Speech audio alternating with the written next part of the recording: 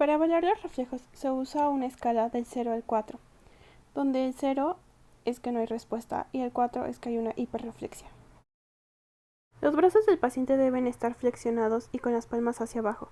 Se oprime el tendón del bíceps con el pulgar o el índice y se golpea enérgicamente.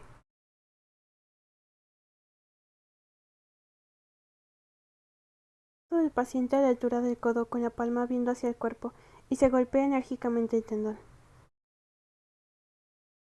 Los antebrazos del paciente deben descansar sobre su regazo, con una parcial pronación. Se golpea el radio de 1 a 2 centímetros encima de la muñeca. Se localiza el tendón rotuliano con la rodilla flexionada y se golpea enérgicamente el tendón.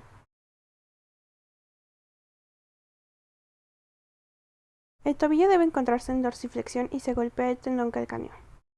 En el sistema motor se va a evaluar la posición corporal, la masa muscular, el tono muscular y la fuerza muscular.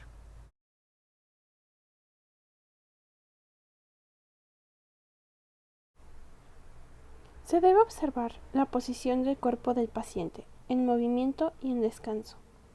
Debemos observar si existen movimientos involuntarios, tales como temblores, tics o fasciculaciones. Debemos inspeccionar el tamaño y el contorno de los músculos, buscando a ver si existe alguna alteración. Debemos observar si dentro de las alteraciones existe atrofia en el paciente. Esta es más común en las manos, en los hombros y en los muslos. También debemos observar si es unilateral o bilateral y si es proximal o distal. En el tono muscular, debemos evaluar la resistencia al movimiento pasivo del paciente en las extremidades superiores e inferiores. En la extremidad superior, se debe colocar la mano del paciente sobre la mano del examinador y se apoya el codo flexionándolo para estirar y flexionar la muñeca y el codo, haciendo que el hombro se mueva en un rango de movimiento moderado, y se observa el tono muscular y la resistencia de los movimientos. En la extremidad inferior se debe sostener el muslo del paciente con una mano y se sujeta el pie con la otra. Se flexiona y se extiende la rodilla y el tobillo, observando el tono muscular y la resistencia a los movimientos. La fuerza muscular se evalúa con una escala del 0 al 5, donde el 0 es que no hay contracción y el 5 indica que hay un movimiento activo contra resistencia completa y sin fatiga, lo que significa que es normal.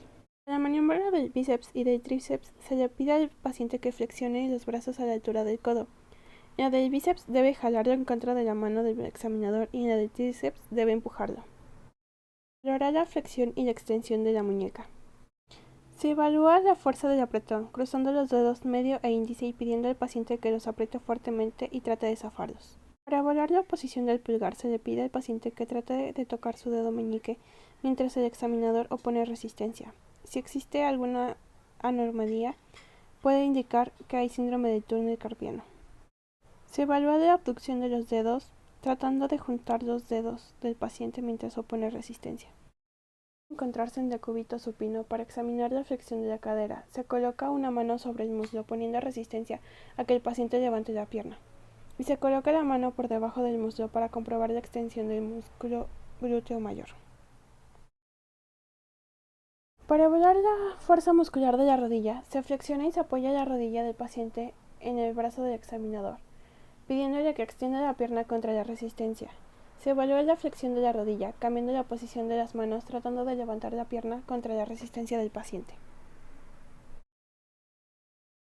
Para evaluar la aducción de la cadera, se colocan las manos por fuera de las rodillas del paciente, pidiéndole que separe las rodillas contra la resistencia.